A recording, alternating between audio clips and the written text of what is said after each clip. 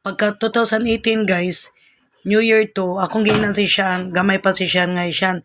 Naidwa ka lugar sa laing lugar, dako kayong biguan, dako kayong linog, dagang building na collapse, dagang patay, dagang tao na datugan nga matay, more than 10,000 tao mga matay. Mo to naitabo dyan na guys after 5 years mo na to ang linog sa kuan guys sa Turkey. 10,000 ang patay. Niya na kasi siya nga dako naman siya litaw na nga mami. Naitabo na dyan ang mong gihula tong bata pa ko nga naay lugar sa laing naay lugar sa abroad nga dako kayong biguan nga linog. Nya naay building ma-collapse daghang patay. Mao na to guys. Unsay date ron today is June. Sa man taron guys June, unsa man taron? June 20 ta guys ron. Sa may date ron Nya mao to guys.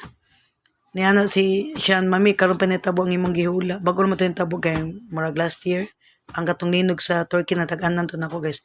Pag 2018.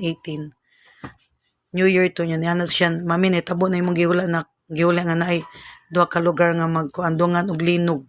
Kusog kay niya na building nga mag-collapse ba makanang mag-collapse kay kanang mahugno ba daghang patay matatugan sa building. Mao to siya nitabo na jud akong gihula niya na akong gihula nga sa Turkey dito nga lugar ang may tabo de guys. Nya nakahula po ko sa una guys nga daghang mga helicopter sa ipapawid ba nga ay di eroplano guys pa nga magbangga guys mag-crash. Nya mao na to kay kung hula gani tinuod jud sa katong kusog kayo nga biguan nga earthquake sa kuan dito siya nahitabo day sa Turkey. Kay mao man gud ako mabasa sa kung nagkasing-kasing guys wala ko mahimo ana. Makatag-an man sa ko guys. Makatag-an jud ko guys, promise. Kay katubit akong anak guys, nabasa na ko sa una nga iyang agtang masamad. Nahagbong jud siya nasamad na mo siyang gidasal sa gipatay jud yung agtang kay nagisi. 1 inch ang gisi nangisi. Katag-an jud ko niya kung saan di makoy sa una gidamgo ko nga nasakit siya nya namatay siya pamisahan siya sa Santo Rosario.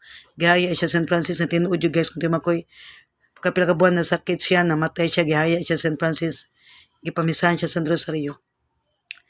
Muna gay na jud ka instinct guys nga may tabo musti sa akong mga hula guys. May tabo jud guys tagsara kayong masipyat. Di sana gay guys. May magampo na ko nga akong hula dili may tabo. Bye.